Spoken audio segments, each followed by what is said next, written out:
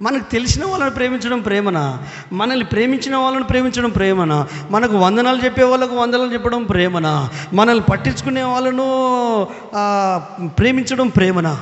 కాదు.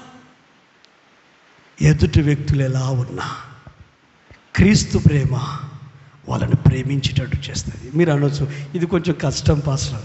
అభ్యాసం చేయి. సాధనమున్న పనులు సమకూరు ధరలోన.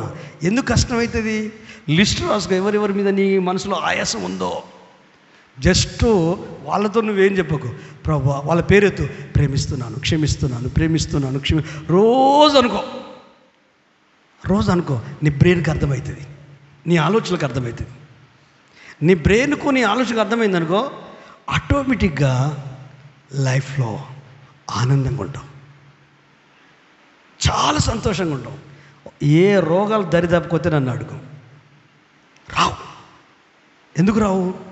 నువ్వు క్షమించేస్తున్నావు, ప్రేమించేస్తున్నావు. సరే, వాళ్ళు అన్యాయం చేసిళ్ళు కాదన్నా, వాళ్ళు మోసం చేసిళ్ళు కాదన్నా, వాళ్ళు నిన్ను అప్లపాలు చేసిళ్ళు కాదన్నా, నిన్ను నష్టపరిచారు కాదన్నా, నీ పేరు చెడ్డదని దుష్ప్రచారం చేశారు కాదన్నా, నిన్ను పండని అమ్ముకుంటూ తిరిగారు కాదన్నా, పిల్లలు పెట్టి ఏడులు తిప్పినాడో మొత్తం ఎవరైతే నేను ప్రేమిస్తారో, నేను గౌరవిస్తారో, ఎవరైతే నేను ఇష్టపడతారో వాళ్ళనే నీకు శత్రువులు చేస్తారు. నో ప్రాబ్లం, అది నీకు తెలిసింది.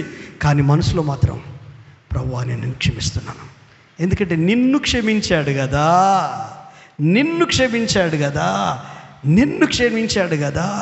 నీ కుటుంబాన్ని క్షమించాడు కదా. బయట వాళ్ళు ఏముంది, ఫ్యామిలీ వాళ్ళు ఏముంది, నీ తర్వాత ఎదురుగా ఉన్న వాళ్ళు ఏముంది, నువ్వు క్షమిస్తూ ఉండు. మనసులో క్షమిస్తున్నాను ఇట్లాను. హల్లెలూయా. అట్లా చేస్తే దేవుడు అద్భుతం చేస్తాడు.